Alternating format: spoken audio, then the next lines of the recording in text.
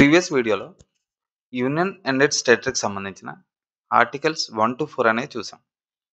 ఈ వీడియోలో మనం evolution of states and union territories గురించి చూద్దాం. ఇండియాకి ఇండిపెండెన్స్ వచ్చే సమయానికి 2 టైప్స్ ఆఫ్ పొలిటికల్ యూనిట్స్ ఉన్నాయి. ఒకటి బ్రిటిష్ ప్రొవిన్సెస్, రెండోది ప్రిన్స్లీ స్టేట్స్. ఇండిపెండెన్స్ యాక్ట్ 1947 ద్వారా 2 ఇండిపెండెంట్ డొమైన్స్ అనేవి క్రియేట్ చేయబడ్డాయి. ఒకటి ఇండియా, ఇంకోటి పాకిస్తాన్. ప్రిన్స్లీ స్టేట్స్కి 3 ఆప్షన్స్ ఇవ్వడం అనేది జరిగింది. ఒకటి ఇండియాలో జాయిన్ అవ్వడం, లేదా పాకిస్తాన్లో జాయిన్ అవ్వడం, లేదా ఇండిపెండెంట్గా ఉండడం. 552 ప్రిన్స్లీ స్టేట్స్లోను 549 ప్రిన్స్లీ స్టేట్స్ అని ఇండియాలో జాయిన్ అయినాయి. కశ్మీర్, హైదరాబాద్, జునాగఢ్ ఈ 3 ఏవైతే ఉన్నాయో ఇండియాలో జాయిన్ అవ్వడానికి నిరాకరించినాయి. కానీ కాలక్రమేణా వీటిని కూడా ఇండియాలో జాయిన్ చేయడం అనేది జరిగింది. 1950 కాన్స్టిట్యూషన్లో 4-fold క్లాసిఫికేషన్ అనేది స్టేట్స్ యూనియన్ టెరిటరీస్కి ఇవ్వడం అనేది జరిగింది. Part A, B, C, D కింద. అయితే కొన్ని ప్రాంతాల నుంచి భాష ఆధారంగా రాష్ట్రాలు చేయాలని డిమాండ్ అనేది పెరిగిందనమాట. పర్టికులర్గా సౌత్ నుంచి.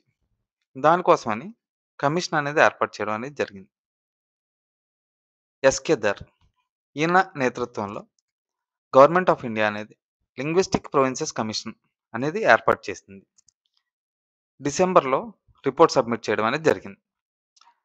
లింగ్విస్టిక్ బేసిస్ మీద కాకుండా అడ్మినిస్ట్రేషన్ బేసిస్ మీద స్టేట్స్ రీఆర్గనైజేషన్ జరగాలని రిపోర్ట్ ఇచ్చిందనమాట.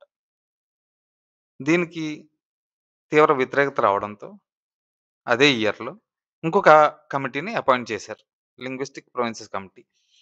దీన్నే మనం జేవీపీ కమిటీ అంటాం. ఎందుకంటే జవహర్లాల్ నెహ్రూ, సర్దార్ వల్లభాయ్ పటేల్, పట్టాభి సీతారామ గారు వీటిలో మెంబర్స్ కాబట్టి దీన్ని జేవీపీ కమిటీ అంటారు.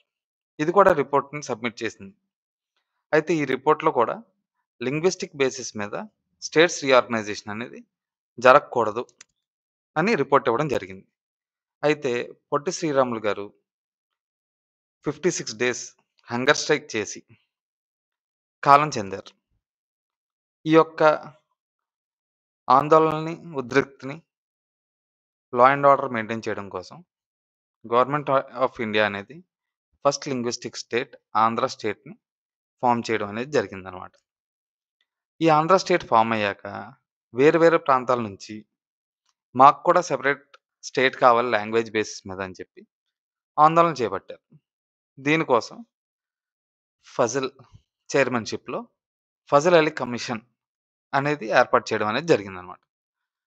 సెప్టెంబర్ 1955లో రిపోర్ట్ అనేది సబ్మిట్ చేశారు. ఈ రిపోర్ట్లో ఈ లాంగ్వేజ్ బేసిస్ మీద స్టేట్స్ రీఆర్గనైజేషన్ అనేది యాక్సెప్ట్ చేశారు, కానీ 1 లాంగ్వేజ్ 1 స్టేట్ అనే థియరీని రిజెక్ట్ చేశారన్నమాట. ఈ 1 లాంగ్వేజ్ 1 స్టేట్ అంటే ఏంటంటే భాష ఆధారంగా మనం రాష్ట్రాలు చేయొచ్చు, కానీ ప్రతి భాషకి ఒక రాష్ట్రం అనేది ఏర్పడే థియరీని రిజెక్ట్ చేయడం అనేది జరిగిందనమాట. అందరూ యూనిటీ ఆఫ్ ఇండియాని ప్రైమరీ కన్సిడరేషన్ కింద తీసుకుని redrawing of any country political యూనిట్స్ని చేయాలి అనేది డిస్క్రైబ్ చేసిందనమాట. ఇది 4 మేజర్ ఫ్యాక్టర్స్ని డిఫైన్ చేస్తుంది. ఎప్పుడైనా రీఆర్గనైజేషన్ ఆఫ్ స్టేట్స్ చేస్తే ఇవి దృష్టిలో పెట్టుకోవాలి అని. ఫస్ట్, దేశ ఐక్యతను మరియు భద్రతను పరిరక్షించడం మరియు బలోపేతం చేయడం అనమాట. సెకండ్ది, linguistic and cultural homogeneity. Financial, economic and administrative కన్సిడరేషన్స్ని దృష్టిలో పెట్టుకోవాలి. ఫోర్త్ది, జాతీయ అభివృద్ధితో పాటు ప్రతి రాష్ట్రంలో ప్రజలు సంక్షేమం కోసం ప్లానింగ్ అండ్ ప్రమోషన్ అనేది చేయాలి అని. ఈ ఫజల్ అలీ కమిషన్ ఏమైతే ఉందో అది కొన్ని సజెషన్స్ కూడా ఇచ్చింది. మనం 1950 కాన్స్టిట్యూషన్లో 4-fold క్లాసిఫికేషన్ అనుకున్నాం కదా, part A, B, C, D. దీన్ని అబాలిష్ చేయాలి అనే ఒక సజెషన్ ఇచ్చింది. గవర్నమెంట్ ఆఫ్ ఇండియా సజెషన్ తీసుకుని మోడిఫై చేసి స్టేట్స్ రీఆర్గనైజేషన్ యాక్ట్ 1956ని పాస్ చేసింది. దీని ప్రకారం 1 నవంబర్ 1956 గాను 14 స్టేట్స్ అండ్ 6 యూనియన్ టెరిటరీస్ అనేవి ఫామ్ అయ్యాయి అన్నమాట. 1956 మ్యాప్ అనమాట. నెక్స్ట్ వీడియోలో 1956 తర్వాత స్టేట్స్ గాని, యూనియన్ టెరిటరీస్ గాని ఏమేం ఫార్మ్ అయ్యాయి అనేది చూద్దాం.